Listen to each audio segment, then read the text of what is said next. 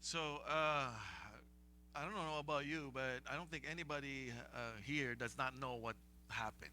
You all know what happened to that fateful sub dive, whatever you call it, tourism. The Titanic is now a tourist attraction. You believe that? Sharks are tourist attraction now. No, seriously. They figured that you'll make money from people paying to dive with sharks than to actually just catch the shark and use them for soup. It's crazy how some people with money um, think about these things to do. Like, really? Dive into the deep, one of the deepest wrecks in a vessel that's not certified? Um, that's a separate sermon. But the sermon for today has something to do with that. So again, I don't know anybody who hasn't heard of that accident that happened a few weeks ago at the east coast of Canada. But if you listen to the last part of the video, it mentioned how the organizers of that dive, along with the owner and the designer of the sub, the Titan sub, were warned multiple times since 2018, right, to not go through with this. That's just not safe. Um, the whole diving community, James Cameron, the first one to, well, not the first one, but the very first ones in our modern era to dive to the deepest part of the ocean, warned them. Um, he wasn't as vocal, just like what he said, but he warned them, along with the rest of the diving community. Now, tragically, the designer and owner of the Titan sub and the people that got on it um, didn't listen. So, due to the tremendous amount of pressure of the sea around them, when they took the dive, they didn't even make it to the Titanic. They were like 2/3 of the way. The sub, what, imploded. Everybody in the sub were killed. The sub was destroyed. So in a way, this is a harsh warning to never rely on our own abilities or knowledge. And in humility, someone who leads others must be willing to take correction and must have the desire to continue to learn and grow. If you think that you know everything, think again. So, second half of Exodus 18 serves as such a warning. And it's not just a warning for God, the people who lead God's people, it's a warning for the sake of God's people. Right? We're all in the same sub, so to speak. So if you're looking at this text and like, what am I going to learn from this? I'm not a leader. You'll learn something. Okay? So let's dive into the text. You get it? Let's dive in. No? No, no one wants to dive. So let's dive in. I have to explain the joke to you. What's going on? Uh, no, we shouldn't. We learned in the Sunday school. Serious matters. There shouldn't be. Shouldn't laugh. So, second half of the chapter 18. Is probably the more familiar part of this chapter for those of us who have read through Exodus. This is the part where Jethro gives leadership advice to Moses while spending time with them in the wilderness. So this morning I'm going to share with you some observations and some things that we can learn from this part of the story, beginning in verse 13. So the day after Moses and Jethro had their reunion, if you were here last week, that was the sermon. Okay, they had a reunion. Moses used that time, took advantage of that opportunity to share the gospel to Jethro. Okay, and after that, what happened? Moses goes back to the daily grind of being the leader for the Israelites. Okay, Exodus 18 verse 13. It says, the next day Moses sat to judge the people, and the people stood around Moses from morning till evening. So at this point in the story, Moses has been leading the Israelites for more than a few months now. From the time they crossed the Red Sea up to this time, we can assume that the daily routine for Moses has been what is described in verse 13. Every morning he would sit, and the people would line up and wait for him. Right? Have you had that? You go to the to go renew your license, or you go to the grocery store. There's no self-serve counter. There's only one cashier, and there's a lot of you lined up. It's frustrating, and I'm sure it's frustrating for Moses too, because he's the only one have to do all this. You have to take care of all these people. I'm getting ahead of myself. So that's what he does. Every day for the past few months, Moses sits from morning till evening to do what? Handle disputes and teach people the statutes of God and his laws. Like, you don't pay me enough to do that. Right? Imagine. And how many Israelites were there? 700,000 men? What about the women and children? So let's say in the millions. And you're sitting there by yourself having to deal with all these people's problems? Like, okay, will God heal? My feet stinks. Will God heal that? Even the little ones he has to deal with. And that's what he does each and every day. What can we learn from that? Well, we can learn from that first is that when God called him, there's work involved in his calling. And it is God who assigns the work. Okay, that's the first thing we can learn. God assigns the work to the people whom he has called. Now we can compare this with the first man, and Adam. When Adam was created, what did God do? He did the same thing. He assigned him to do work. Check out Genesis 2:15 to 18. You guys read that.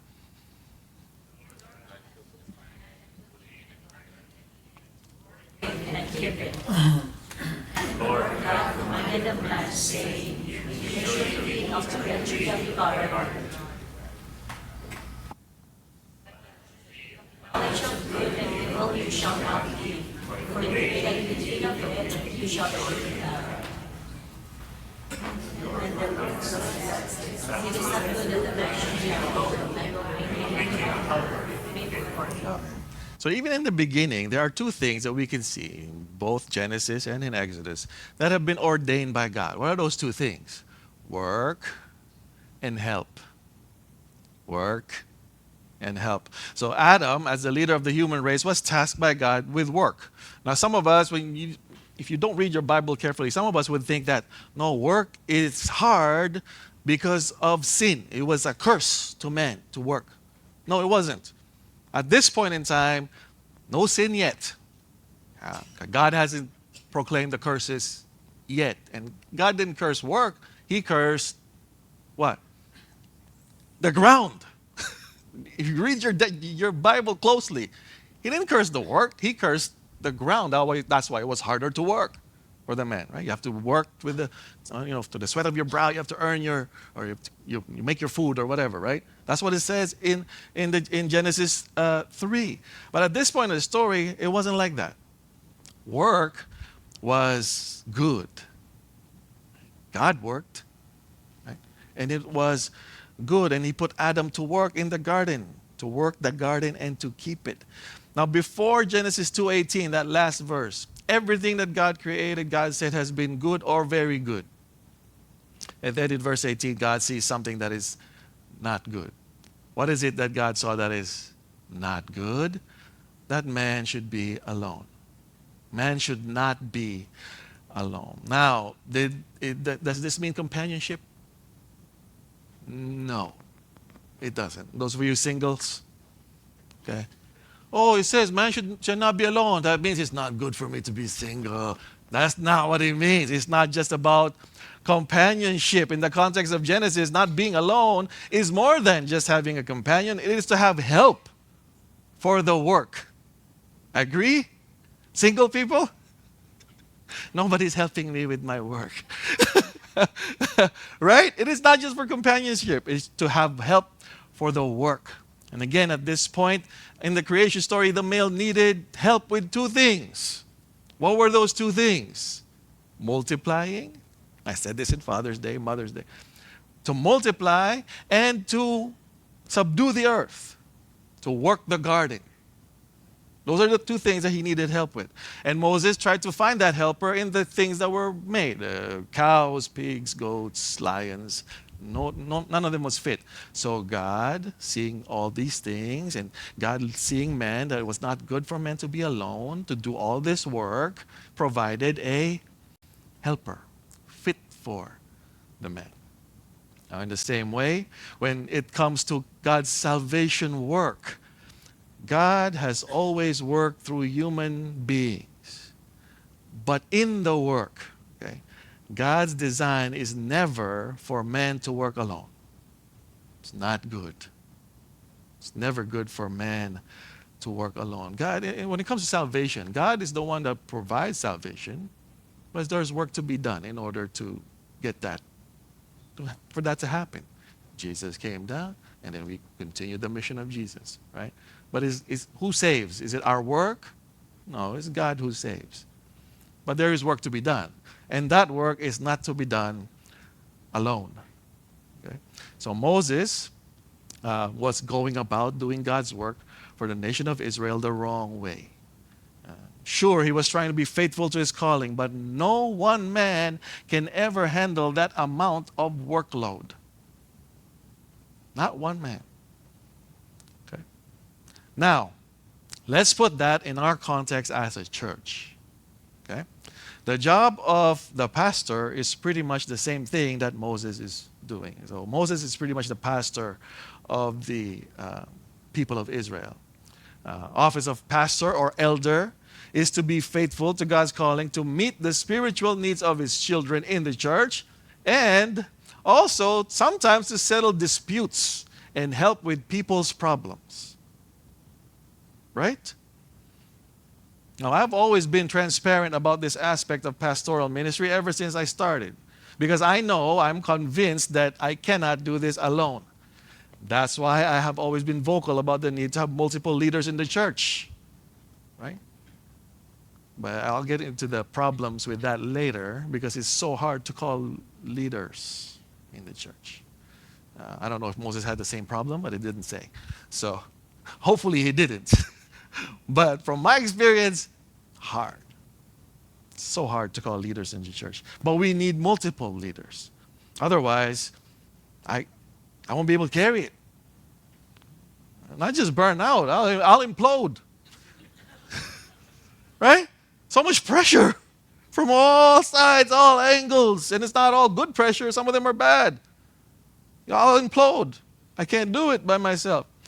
So now, whether these leaders are elders or deacons or even ministry leaders, we need many of them. Right? It says in the text, assign leaders to thousands, tens, right? So many leaders. Now, in the context of the story, the leadership advice that Jethro gives Moses is, for the office of pastor to select more leaders. But I believe that this applies to all of us. Let's look at the context first. So biblically, the call for eldership and or pastor is pretty similar to Moses' role. So ultimately, God's call for elders or pastors is to do what? To equip the saints, Ephesians 4, and to help lead God's people to spiritual maturity and unity. That's my job. Okay, my job's not to attend all the parties and right and solve all your even the littlest problems. No, but sometimes there's some members who think that that's pastor's job. Now, pastor has to pray for me. Can't be anybody else. Right? Pastor has to visit me. Can't be anybody else. No, I don't like the elders. I don't like the deacons. It has to be the one and only. That's not my job. It's part of my job. That's not my main job. The main job of the pastor is to equip the saints. But what distinguishes a pastor from an elder is the actual work that God has assigned to them. Elders and pastors are pretty much the same, equal. But what distinguishes my job, or me, from the elders of our church is the work that's assigned to me. God assigned to me as the pastor is to equip the saints. In the context of the story, Moses is acting as the pastor. His primary task is to teach the word of God both in public and in private, and also to help people apply these teachings to their real life situations. The problem that Jethro saw was while Moses was doing this, he was also helping people deal with their problems and their issues. And this is what Jethro saw that was not good for Moses. And so he advised him to select elders from among the people and have them deal with these issues. This is what separates the office of pastor and elder. Check out 1 Timothy. Listen to what Paul says about this. 1 Timothy 5:17. Can you guys read that?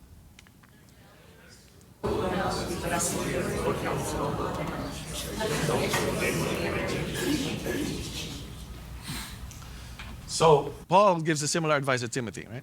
Elders are the ones in charge of the affairs of the church. Meanwhile, the pastor's work is what?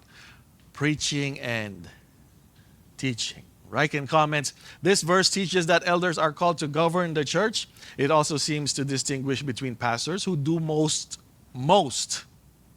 okay, most of the teaching, not all of it, okay, and the other elders who share in the burden of spiritual care. Why does it need to be like that? Because there's too much pressure. The more, like in the video, the deeper you get into the ocean, the more pressure. Why? Because of the weight of the amount of water that is on you. Right? Try to lie down in a pool. Have you tried doing that? Go to the deepest part of the pool, lie down. The pressure is, you can feel it on your chest. Right? You can even hold your breath better the deeper you go. Because it helps you, your muscles contract your lungs so that you can hold your breath longer. So the pressure is coming from the weight of the water. So when you think about that, and you think about, like, we only have, 200 something members? That's a lot of weight. If 200 people were to pile up on top of you, and we all don't weigh the same, some of us are heavier than others, imagine the weight. That'd be a pancake. And it's just one person underneath to take all this weight. It's heavy, right? It's heavy. And I have seen the pressures of pastoral ministry destroy pastors. And some pastors' marriages and families. I've seen a lot of pastors that got divorced because too much pressure. The wife couldn't take it anymore. That's it. And so the office of pastor is not a job to be taken lightly. Because the pressures that come with it are very heavy. Some pastors make it look easy. Maybe because there's multiple of them. Some, like me, this church has only seen one. There was only one point where we had two pastors. The rest of the 40 years is just one pastor, always, at this church. It's a heavy burden. Now, here's where the warning comes in. If a pastor, okay, no matter how sincere his motives are and how faithful he is to his calling, operates with ignorance, pride, not only will his personal and spiritual life suffer, those whom he ministers to will suffer as well. If you're too proud, or you're you don't listen, you're hard-headed, you're stubborn as a pastor, and you don't listen to correction when people tell you, maybe you should get another, maybe you should assign more work to some of your elders or deacons, maybe you should do that. And if you don't listen to that, you're not just affecting yourself personally, spiritually, you're affecting everybody else. That's what happened to the Titan sub, right? The owner of the Titan sub got all these theories about carbon fiber and the material that, he doesn't want to go with the regular sub material that everybody else used that's been proven works. No, there's this new thing, carbon fiber. Not only is it stronger, it's cheaper. You know how much he charged to get on the sub? $250,000 per passenger to get on the sub. Meanwhile, he built the sub made from Walmart materials. The lights came from Rona, the little Nintendo thing, the little controller thing. The screens were on sale at Best Buy. So his purpose was not just to bring people to the Titanic, it was to make money. And he rushed it. He rushed the design of it, got people to sign off on it. People were telling him, all the experts were telling him, don't do it. Didn't want to listen. No, my theory will work. And it did. It dove at least around 5 to 10 times successfully. But what happened was the material he chose, it contracts and expands. Carbon fiber. Those of you who have carbon fiber bikes, yeah, it's going to break. Every time you hit a bump, it contracts and expands. And you do that enough times, it's going to break. That's what happened. On the 10th or whatever time they dove, it just broke. There was a crack. And one little crack, when you're that deep, is going to cause an implosion. So he didn't listen to other people's opinions. He wasn't willing to listen. Why? Because he had other motives. So pride, the unwillingness to learn from correction, and the hunger and need for power, prestige, control, the slow drift away from the standard of God's word is the perfect storm for any pastor or any ministry leader.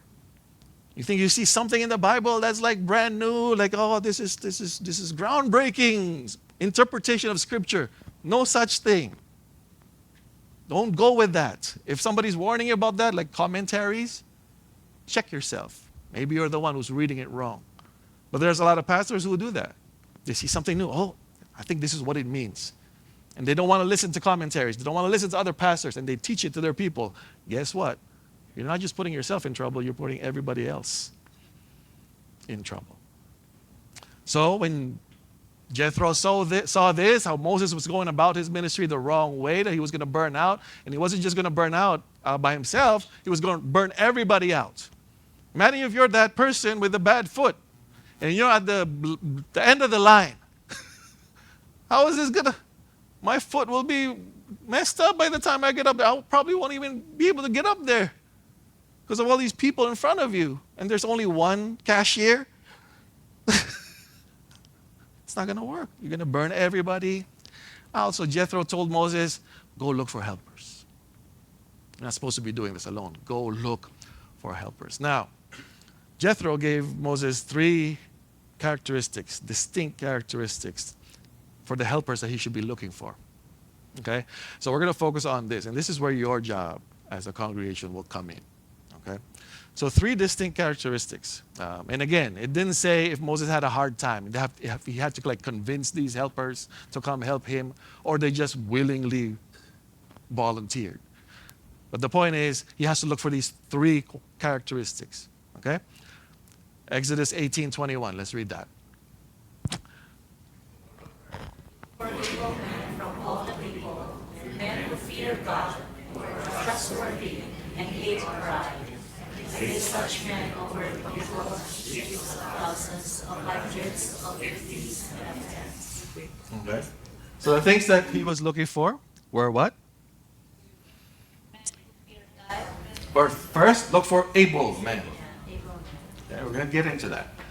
People who fear God, or men who fear God.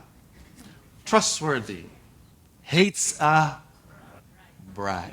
So those are the things that Jethro told Moses to go look for when it comes to the helpers that he's about to recruit.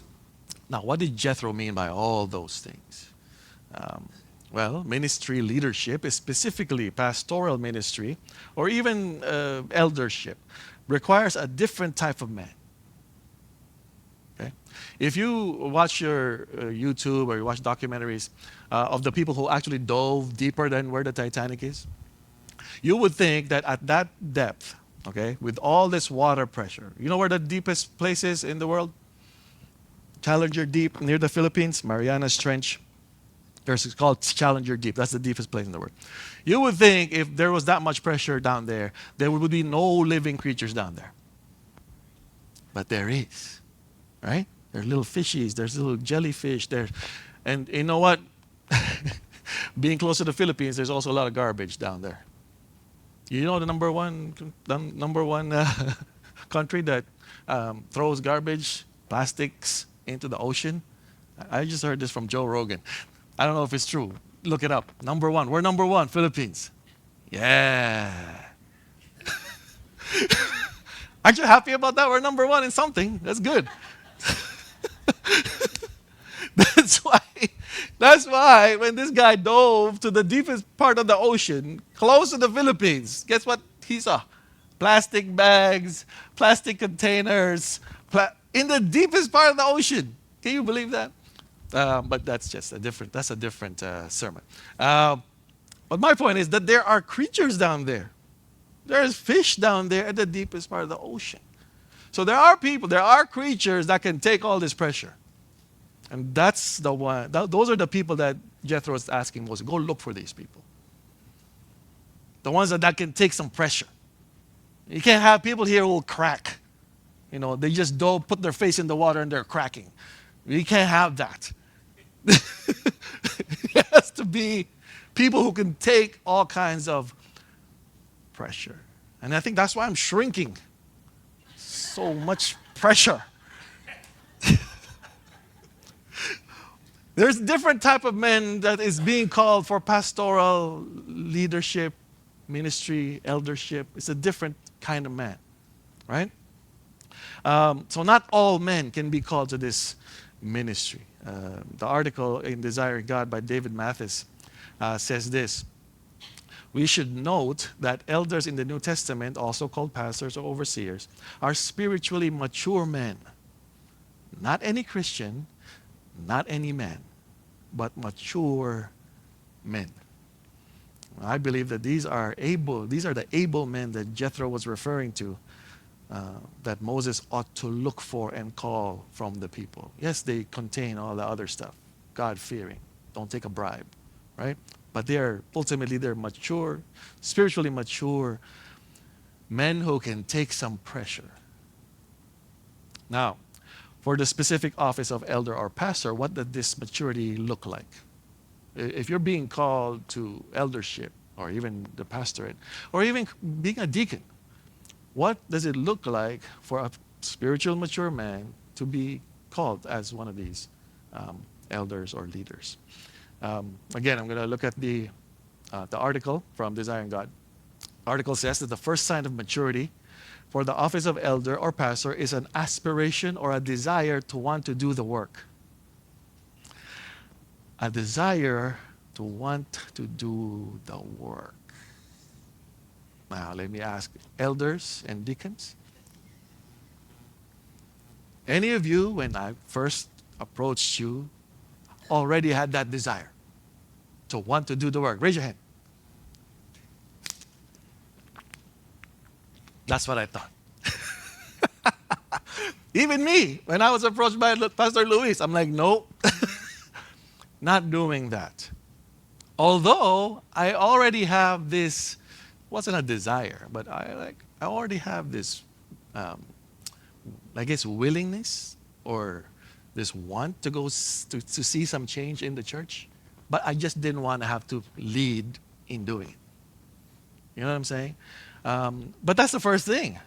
Mature men will have this desire, aspiration to want to do the work. The article even goes to say, Peter may say it most powerfully. Christ wants elders to shepherd his flock, not under compulsion, but willingly as God would have you. God means for the leaders of his church to do the work with joy and not with groaning, for that would be of no advantage to the people. So what happened? So how did I end up here if I didn't have that? Because when God calls you, he equips you. If you're missing desire right now, for those of you, maybe because the desire is being hindered by fear. Yeah. If I ask that to those people that I approached, that would be number one. What was the number one thing that hindered you from saying yes to deacons or elders? Fear. Everybody will raise their hand. I'm the same way. But what does fear say about you? For you not to go. It means you don't believe. What did God say? I will always be with you. I will never leave you nor forsake you. Everything has been given to me. All authority in heaven and earth has been given to me. Trust me and go. Right? So we're worse than those people that jumped into the sub. They had no assurance. They still signed the waiver. Right? Meanwhile, God's saying, no, no, no, I'm sure, I'm like a rock. I'm like a, right? My foundation is solid. I'm never going to let you down. I never die. I never sleep. I'm all powerful. Come. No, not signing that waiver. There's no other way for that desire to come other than to see God for who He is and to want to respond to His call. Right? But again, this is for those people who are who have been approached or have been asked, come help us lead the church. We need leaders. Number one thing they respond with is fear. You shouldn't fear. You shouldn't fear. But at the same time, don't do it because somebody asked you to do it. Okay, I'll get into that later. So, able men who are mature spiritually will not only have a desire, which comes from God, seeing God for who He is, and the willingness to do the work of the office of elder and pastor, but will also have a humble attitude to accept whatever God's call is for them. Okay. What if you have the desire? What if I think I should be an elder, or I think I could be a pastor? But God said, no, not ready yet. Or no, you're not going to be an elder or a pastor. You will be a backup singer for the praise and worship team.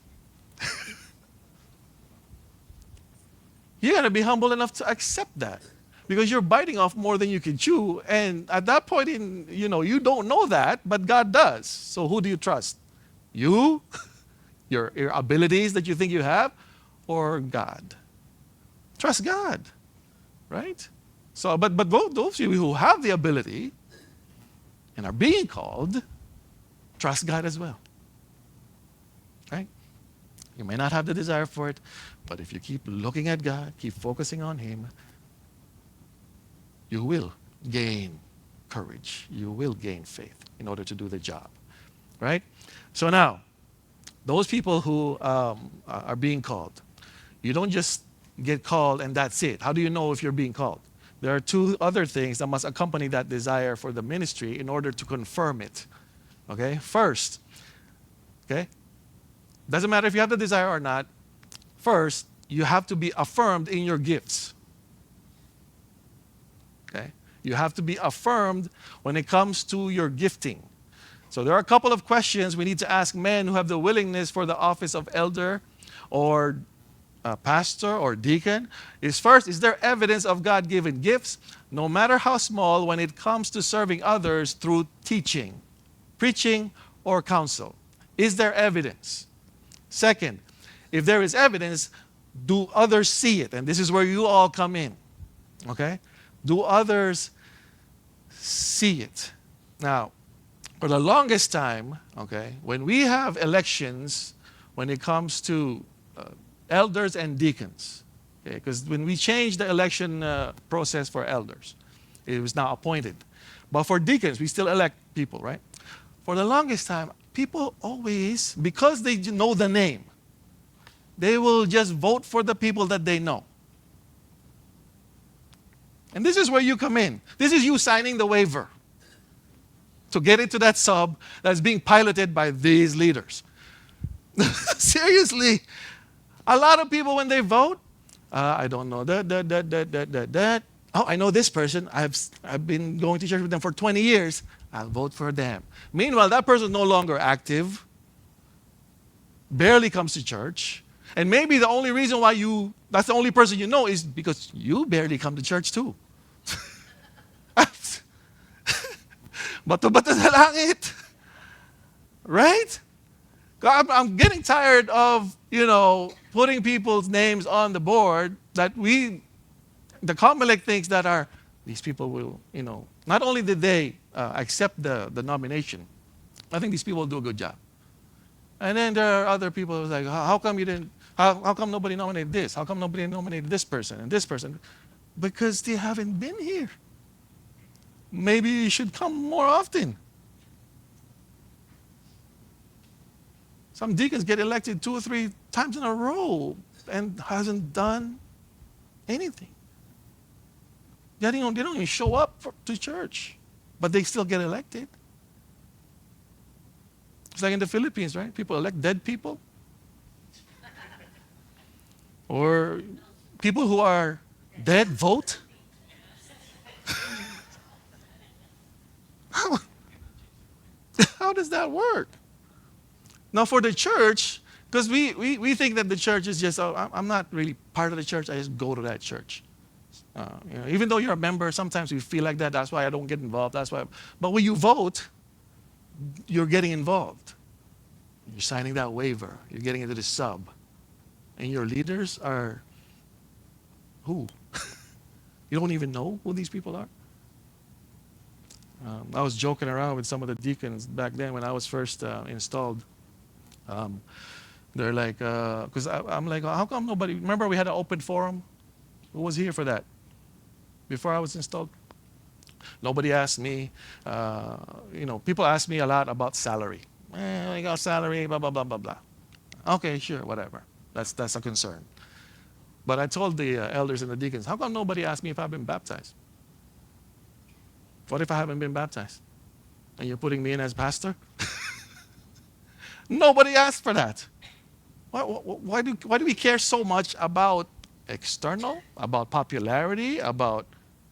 Why don't we ask them what's in their heart? Like, do you really want to do this? Like, instead of just voting for people, instead of just nominating people that you actually know these people, do they still want to do this? Or maybe they've changed. Maybe they need help just like everybody else. But that's the first thing. Doesn't matter if you have the desire or not, you have to be affirmed. There has to be some kind of evidence that you're willing to do the job. And that you could do the job. Mathis from the article again says, and I quote, "Here the desires of the heart meet the brass tacks of the needs of others. Office in the church is not for spiritual self-actualization or merely affirming a man's spiritual maturity, but is for meeting the actual needs of others." So if you're just going to, first of all, if you're just going to take the position just so you can be called a deacon or an elder, don't take it. Yeah, don't take it. And at the same time, if you're just voting just because these people are popular, don't vote. Right? Being an elder or a pastor is to be willing to let the needs of others shape your heart. Or in other words, an elder or a pastor will want to do what they are good at in order to serve others. This is where the part where I said, if you don't have the desire, just look to God. He will equip you, right? Because that's what it is. That's what it means to be an elder or pastor. That let the needs of the congregation to shape your heart. And to be willing to do what you're good at in order to serve others. If you've been gifted by God in the areas where there is tremendous need in the church and this gift is being confirmed by others, don't ignore it. Don't shrink back for whatever reason. Take the step of faith and trust that God does not make mistakes in handing out these gifts. He doesn't. But some of you may ask, what if I'm getting affirmation for the gifts that God has given me, but I don't have the desire or willingness to serve? If that's you, ask yourself, what is it that's stopping you from responding to God's call in faith? Because it's just one or two things. Either God made a mistake by giving you those gifts that are being affirmed by others, or maybe instead of having the needs of others in the church community shape your heart for the ministry, you only care about your own needs. Maybe that's why. I can't take deacon. I can't take the office of elder because it's going to interfere with my fill in the blank. Some people, because I have to work. I have a lot of job. I have a lot of work to do. I don't have time for my kids.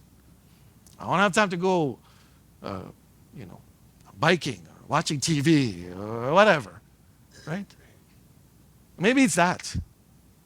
Or, again, maybe God made a mistake by giving you these gifts. Which one is more probable? God messing up or you're messed up? Ask yourself those, right? God did not gift you, okay, and met all your needs and had these gifts confirmed by others and then place you in a church where there is a need for no reason. He doesn't do that. And when you realize this, but still choose to ignore the call, you're just disguising your selfishness and lack of faith with a false sense of humility. There are some who do that. Let others take it. Give others a chance. And that's the number one thing I hear. I'm going to take this year off because I want to give others a chance. All right. Right? There's some people that says, oh, I graduated from that.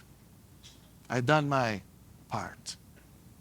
And that's it. I'm done. I'm retired now. Is that what that is? Or is that a false sense of humility so that you can hide your lack of faith? You decide. Moses, that happened to Moses, right? God called him, burning bush. How many excuses does Moses give? There's always an excuse. You can always make an excuse. You can always justify your position.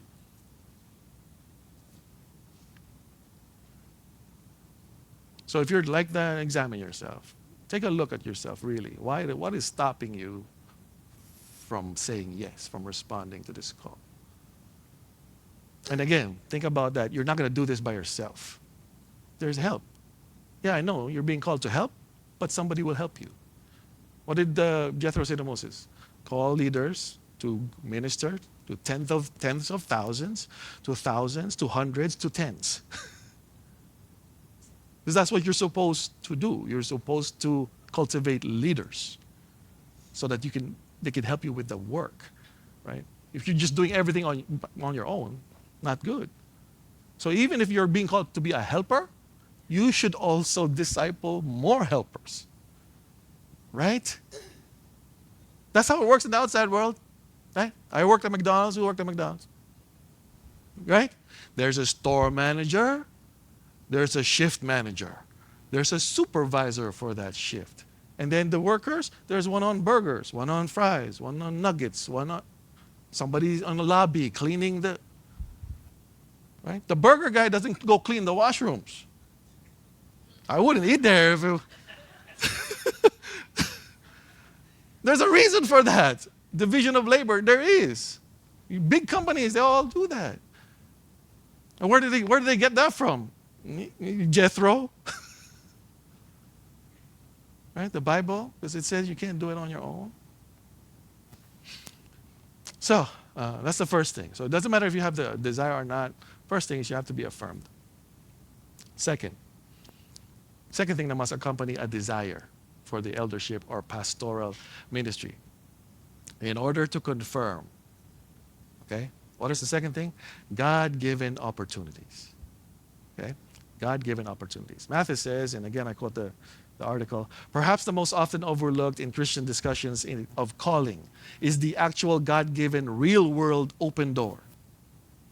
You may feel called, and others may affirm your general direction, but if you're not fully called to a specific pastoral ministry, you're not fully called to a specific pastoral ministry until God opens the door. You can't bust in the door. You can't just open it. That's why when people tell me, they see the pastorate as a job, did you apply for? Oh, there's an opening at this church, or there's an opening at whatever. No, that's not how it works. I can't just move jobs to the highest bidder. Is that how it is? No, it's where you're called, where God opens the door for you. If the door is not open, keep cultivating whatever gifts you have in order to serve others. But God will open the door. Like, same with me. Again, the first time I took on ministry here was praise and worship in this church. And then after that, youth. And I was being affirmed by people. Yeah, you should deacon. And no, I don't want to be deacon. And number one thing is because I don't want to speak up front. right? A lot of deacons say no to deaconship because I don't want to speak up front. That was my thing too. I don't want to speak up here. I get scared. I'd rather sing than do this, right? But what did God do? No, He kept training me in youth to be able to speak to small groups, and then a little bit bigger groups, and bigger groups, and bigger groups, and bigger groups. Now all of a sudden I can speak in front of here, right? Now all of a sudden I can go to Nicaragua, where it's different language altogether, and speak there. 10 years ago, that would have been the case. No way, right? But that's what's happening. God opens this small door, okay? By faith, you walk in. Another door, by faith, you walk in. You walk in, you walk in. Then you keep walking in until the door the door that He opens next is your door to heaven. You die. But even in that door, you walk in by faith, right? Don't walk in that door without faith. Yeah. Even in that door, you walk in by faith, and that's how ministry works. You're not going to go in there all equipped, fully equipped. No. God equips you throughout the way. And He uses other people to confirm, to affirm it. And then He opens doors, and by faith, you walk into it. Right? The call to ministry leadership, and in the case of Moses, pastoral ministry, is a very heavy burden. Leading people to know God more is like taking someone to see Titanic. That's what Moses was doing, right? He was leading people to a deeper knowledge of God. Right? But if you're going to do that, make sure this is you. Make sure you're one of the fish underneath that can actually take the pressure. Otherwise, you won't be able to lead people to that deep of a knowledge of God if you don't know God that well either. Right? Romans 11 says, "Oh, the depth of the riches and wisdom and knowledge of God." Leading people to those depths come with tremendous pressure from all angles. No one can do it alone. We all need help. What's your part? Right? Honestly affirm. Honestly. Yung ano ba sa Tagalog yun? Parang huwag kayo parang nag-uuto. Para bang sinasabi mo lang dahil ayaw mo masaktan yung tao, or affirm it. If you see something that these people are not doing properly, call it out. We got called out at Sunday school. Too much laughing. Where's that? Right? You shouldn't do that. This is serious stuff. You shouldn't laugh. And we all took it. Yeah, I get it. Right? There's a seriousness, and there's a time to be joking around. But we got called out. Right? Call it out. Somebody's running for deacon or elder that they're not, you know that they're not qualified. Call it out. Don't just say, "Oh yeah, okay, yeah, give them a chance. Maybe that will." You're signing that waiver to go to the Titanic with these leaders. Ultimately, yeah, God will place them where they're supposed to be. But there is a responsibility on your part to be able to affirm honestly and responsibly. Don't just affirm. Amen? Everybody doesn't agree with that. That's okay.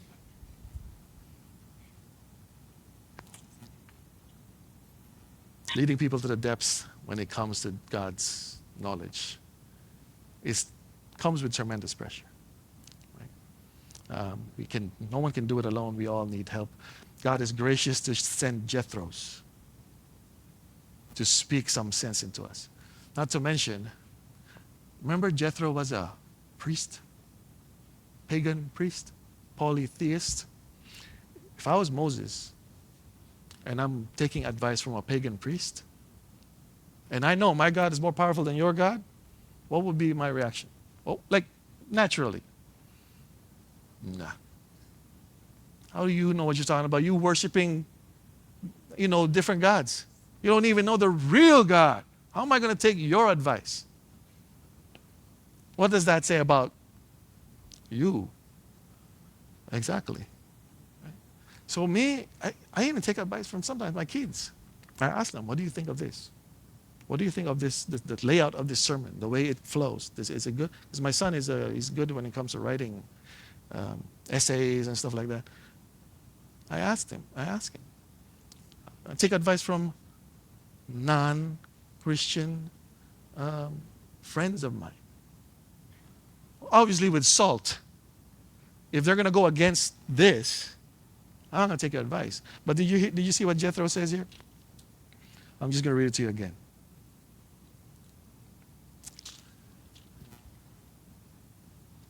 It says, where is it? Verse 17, Moses' father-in-law said to him, what you are doing is not good. You and the people with you will certainly wear yourselves out, for the thing is too heavy for you. You are not able to do it alone. That advice is practical. There's no Christian spiritual about it. And then Jethro goes on to say 19. Now obey my voice. I will give you advice, and God be with you.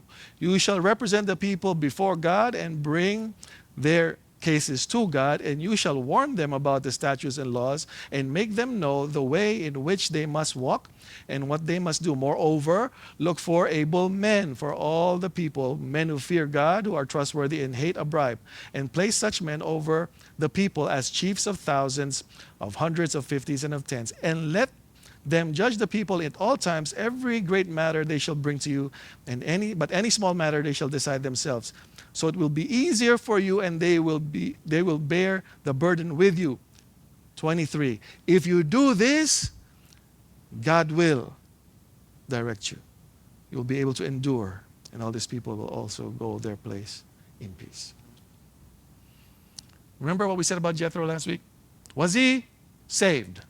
We said yes. His knowledge in God grew. He was enlightened more. But was he mature? No.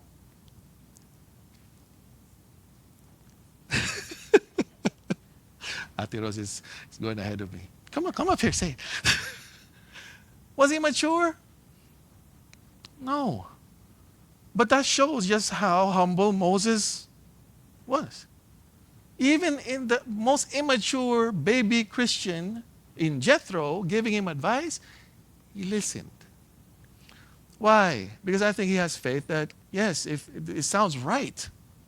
And I think if God wills that, he will make it work. And it sounds right. And it's right. Practically, it's right. So what? What did he do? He listened, he did it. But that's not because he believed Jethro. I think he was confident that God can work, and that this is how he wants him to work. So let's look at that. Let's look at it that way, right? He's gracious to send us some Jethros. No matter who that Jethro is in your life, sometimes it could be a pastor, sometimes it could be a deacon, sometimes it's a Sunday school child. Sometimes it's not nice. Well, you don't be too proud to not listen just because I'm more mature, I memorize more verses, or whatever. Or I'm an elder, I'm a deacon. Right? God is gracious. That's God's grace sending Jethros to us to knock some sense into us. Let's not be arrogant and proud like the designer of that sub. Let's be humble and teachable like Moses for our own sake and for the sake of those whom God has given us to lead. The same thing goes when you're ministering to others. Same thing goes when you're sharing the gospel. It's not about I know and you don't. It's not about that. You're trying to lead them closer to God. Do it in humility. What do we say? Speak the truth in love. Amen? Let's pray. The Lord